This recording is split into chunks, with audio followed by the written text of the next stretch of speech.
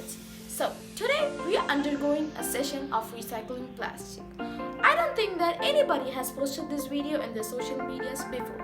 So this is an innovative idea to recycle plastic, that is how to make a candle stand using a plastic bottle and a candle. So this is a fake candle I bought from the shop. So let's start. Firstly, cut your bottle into two halves. After cutting, you might get something similar to this.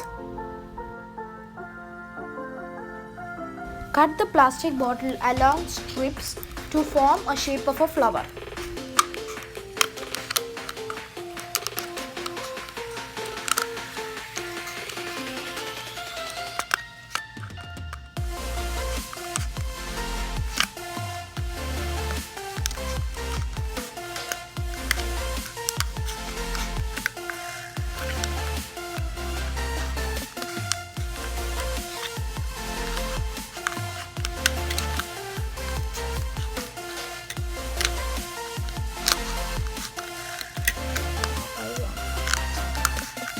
I'll reduce the sound.